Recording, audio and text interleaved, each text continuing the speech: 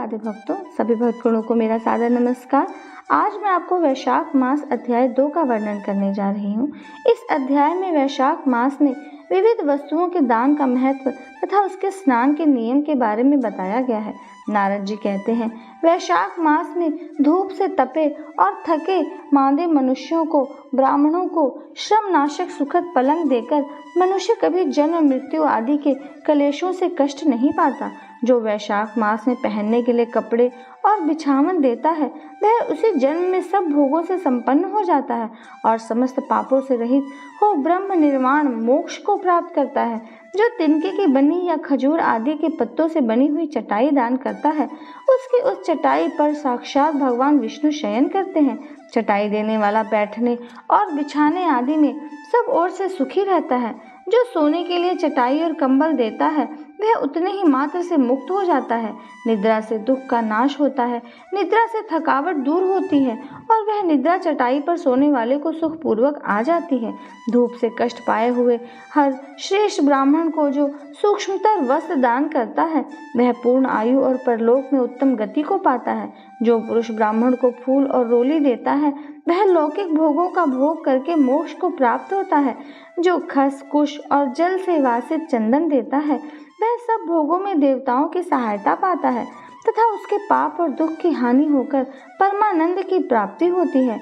वैशाख के धर्म को जानने वाला जो पुरुष गोरोचन और कस्तूरी का दान करता है, वह तीनों तापों से मुक्त होकर परम शांति को प्राप्त होता है। जो विश्रामशाला बनवाकर प्याऊ सहित ब्राह्मण को दान करता है, वह लोगों का अधिपति होता है। जो सड़क के किनारे बगीचा, पोखरा, कुआं और मंडप बनवाता है, वह धर्मात्मा है। उसे पुत्रों की क्या आवश्यकता है। उत्तम शास्त्र का श्रवण, तीर्थ यात्रा, सत्संग, जलदान, अन्नदान, पीपल का वृक्ष लगाना तथा पुत्र, इन 7 को विज्ञ पुरुष संतान मानते हैं। जो वैशाख मास में ताप नाशक वक्र दान करता है, वह इस पृथ्वी पर विद्वान और धनवान होता है। धूप के समय मट्ठे के समान कोई दान नहीं है, इसलिए रास्ते के थके हुए ब्राह्मणों को मट्ठा देना चाहिए। जो वैशाख मास में धूप की शांति के लिए दही और खांड दान करता है तथा विष्णु प्रिय वैशाख मास में जो स्वच्छ चावल देता है, वह पूर्ण आयु और संपूर्ण यज्ञों का फल पाता है। जो पुरुष ब्राह्मण के लिए गोधृत अर्पण करता है, वह अश्वमेध यज्ञ का फल पाकर विष्णु लोक में आनंद का अनुभव करता है। जो दिन के ताप की शांति के लिए सायंकाल में ब्राह्मण को ऊख दान करता है, उसको अक्षय पुण्य प्राप्त होता है। जो वैशाख मास में शाम को ब्राह्मण के लिए फल और शरबत देता है, उसे उसके पितरों का निश्चय ही अमृत पान का अवसर मिलता है। जो वैशाख के महीने में पके हुए आम के फल के साथ शरबत देता है, उसके सारे पाप निश्चय ही नष्ट हो जाते हैं। जो वैशाख की अमावस्या को पितरों के उद्देश्य से कस्तूरी, कपूर, बेला और खस की सुगंधि से वासित शरबत से भरा हुआ घड़ा दान करता है, वह 96 घड़ा दान करने का पुण्य पाता है। वैशाख में तेल लगाना, दिन में सोना, कांस्य के पात्र में भोजन करना, खाट पर सोना, घर में नहाना निषिद्ध, पदार्थ खाना, दोबारा भोजन करना तथा रात में खाना, ये 8 बातें त्याग देनी चाहिए। जो वैशाख में व्रत का पालन करने वाला पुरुष पद्य पत्ते में भोजन करता है, वह सब पापों से मुक्त हो विष्णु लोक में जाता है। जो विष्णु भक्त पुरुष वैशाख मास में नदी में स्नान करता है, वह 3 जन्मों के पाप से निश्चय ही मुक्त हो जाता है। जो प्रातःकाल सूर्योदय के समय किसी समुद्र गामिनी नदी में स्नान करता है, वह 7 जन्मों के पाप से तत्काल छूट जाता है। जो मनुष्य 7 गंगाओं में से किसी में उषः काल में स्नान कर लेता है, वह करोड़ों जन्मों में उपार्जित किए हुए पाप से निसंदेह मुक्त हो जाता है। गंगा, गोदावरी, यमुना, सरस्वती, कावेरी, नर्मदा और वेणी, ये 7 गंगाएं कही गई हैं। वैशाख मास आने पर जो प्रातःकाल बावलियों में स्नान करता है, उसके महापातकों का नाश हो जाता है। कंद, मूल, फल, शाक, नमक, गुड़, बेर, पत्र, जल और तक्र जो भी वैशाख में दिया जाए, वह सब अक्षय होता है। ब्रह्मा आदि देवता भी बिना दिए हुए को कोई वस्तु नहीं पाते। जो दान से हीन है, वह निर्धन है। अतः सुख की इच्छा रखने वाले पुरुष को वैशाख मास में अवश्य दान करना चाहिए।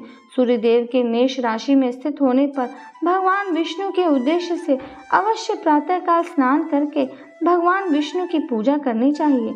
कोई महिरथ नामक एक राजा था, जो कामनाओं में आसक्त और जितेंद्रिय था। वह केवल वैशाख स्नान के सुयोग से स्वतः वैकुंठ धाम को चला गया। वैशाख मास के देवता भगवान मधुसूदन है, अतएव यह सफल मास है। वैशाख मास में भगवान की प्रार्थना का मंत्र इस प्रकार है: मधुसूदन देवेश वैशाखे मेषगे रवौ प्रातः स्नानं करिष्यामि निर्विघ्नं कुरु माधव। अर्थात, हे मधुसूदन, हे देवेश्वर माधव, मैं मेष राशि में स्थित सूर्य के होने पर वैशाख मास में प्रातः स्नान करूंगा। आप इसे निर्विघ्न पूर्ण कीजिए। तत्पश्चात निम्नांकित मंत्र से अर्घ्य प्रदान करें: वैशाखे मेषगे भानो प्रातः स्नान परायण अर्घ्यते हम प्रदास्यामि गृहाण मधुसूदन। सूर्य के मेष राशि पर स्थित रहते हुए मैं वैशाख मास में प्रातः स्नान के नियम में संलग्न होकर आपको अर्घ्य देता हूँ। हे मधुसूदन, इसे ग्रहण कीजिए। इस प्रकार अर्घ्य समर्पण करके स्नान करें। फिर वस्त्रों को पहनकर संध्या तर्पण आदि सब कर्मों को पूरा करके वैशाख मास में विकसित होने वाले पुष्पों से भगवान विष्णु की पूजा करें। उसके बाद वैशाख मास के महात्म्य को सूचित करने वाली भगवान विष्णु की कथा सुने। ऐसा करने से कोटि जन्मों के पापों से मुक्त होकर मनुष्य मोक्ष को प्राप्त होता है। यह शरीर आपके अधीन है, जल भी आपके अधीन है, साथ ही अपनी जीवा भी आपके वश में ही है। अतः स्वाधीन शरीर से स्वाधीन जल में स्नान करके स्वाधीन जीवा से हरि इन 2 अक्षरों का उच्चारण करें। जो वैशाख मास में तुलसी दल से भगवान विष्णु की पूजा करता है वह विष्णु की सायुज्य मुक्ति को पाता है। अतः अनेक प्रकार के भक्ति मार्ग से तथा भांति भांति के व्रतों के द्वारा भगवान विष्णु की सेवा तथा उनके सगुण या निर्गुण स्वरूप का अनन्य चित्त से ध्यान करना चाहिए। जय जय श्री हरि। श्रीमन्नारायण नारायण हरि हरि। बोलो नारायण नारायण हरि हरि। हरि ओम नमो नारायणाय। ओम नमो नारायणाय।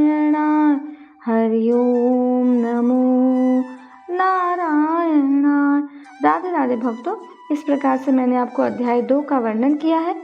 अगली वीडियो में हम अध्याय 3 में जानेंगे कि किस प्रकार से छत्र के दान करने से हेमकाम नामक व्यक्ति का उद्धार हुआ। तब तक के लिए नमस्कार। राधे राधे।